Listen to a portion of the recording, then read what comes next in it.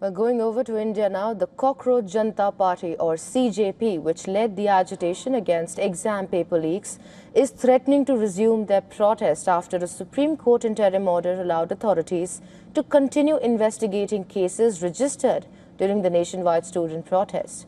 The party said that the order was contrary to the assurances given by the centre during negotiations that ended the protest at Jantar Mantar.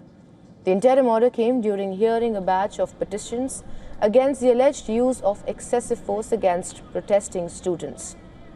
A bench led by Chief Justice of India Surya Kant ordered that no coercive action should be taken against protesters.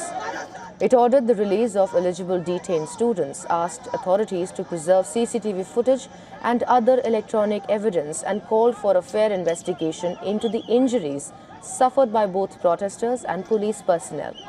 The court, though, did not order the withdrawal of existing FIRs and allowed investigations to continue further. Well, reacting to the order, the CJP leaders warned that it would launch another nationwide protest if the government failed to keep its promises. CJP founder Abhijit Dipke alleged that students were facing police witch hunting after the recent agitation.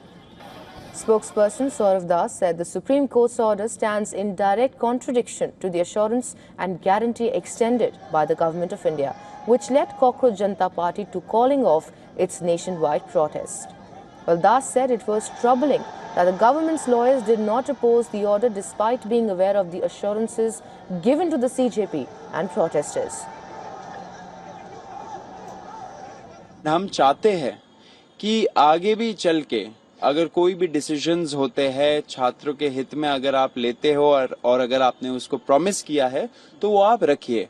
अगर आप नहीं रखते हो तो हम बता देना चाह रहे हैं कि हम लोग फिर से एक बहुत बड़ा प्रोटेस्ट का ऐलान करेंगे। दिल्ली में होगा, दूसरे स्टेट्स में भी होगा। एक तरीके से पूरा नेशन वाइड हम लोग फिर से प्रोटेस्ट करेंगे, क्योंकि जो छात्रों का हित है उस पे हम लोग काम करते रहेंगे।